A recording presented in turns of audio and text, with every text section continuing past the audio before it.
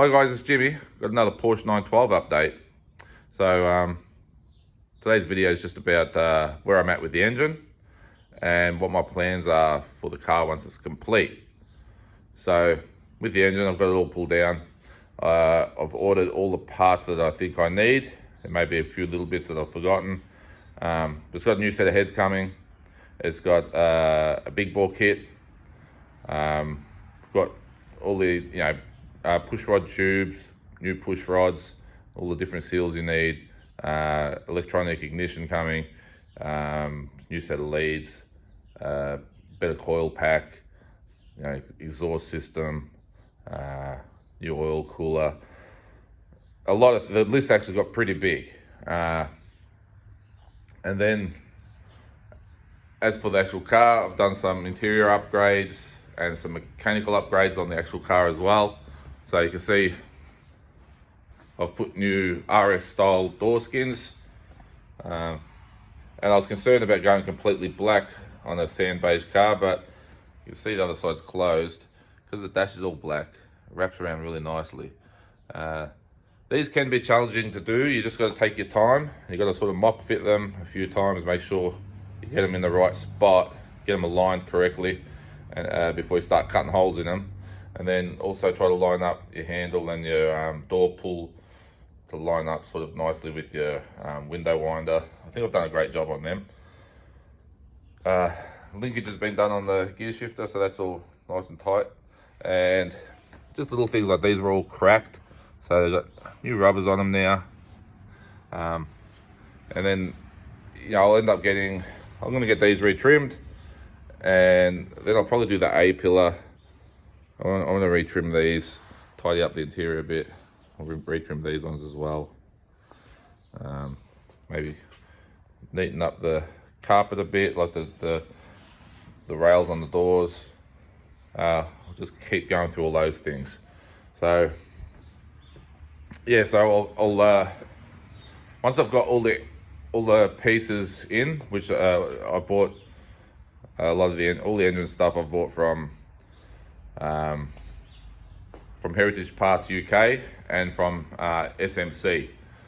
So those parts should be here within the next week or two, and then I don't think there's going to be too much trouble getting it all back together.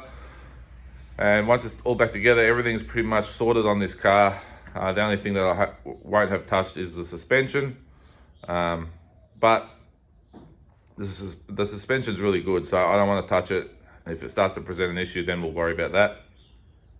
I think it's been upgraded at some point a few years ago. Wheel bearings have all been repacked and they're nice and tight. No issues with wheel bearings. The brakes have been done on this car, so they're really good.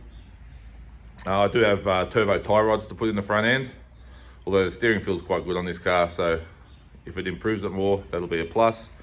And I mean, I know a lot of guys with these kind of cars, you do a coffee run in the morning, you do, things like that. I've done that with this car, but I like to drive this car.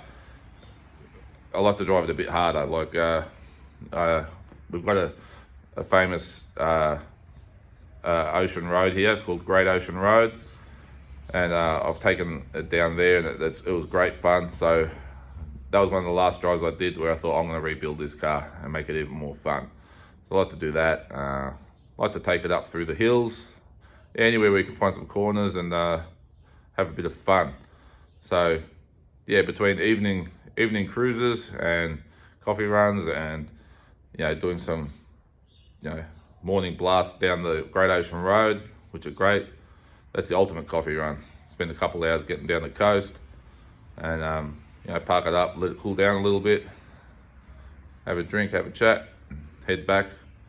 It's always fun for these kind of cars. I don't want to go anywhere too elevated. We live at sea level, so the carbs on this thing operate really nice at sea level. That's another nice thing about doing an ocean run. It's kind of down low at sea level.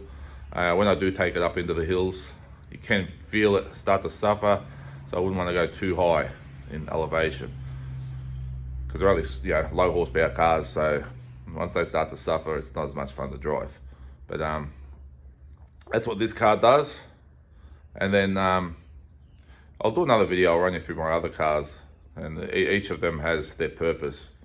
You know, like one's just specifically for track days, the other is really good for, you know, bigger drive days, and yeah, and this one's that in between. I just enjoy it in many different ways. So yeah, when I've got the parts for this little engine here, we'll go through them and I'll explain the cost, where I'm at, and how much I think I'm saving doing it myself. Not that that's the biggest reason.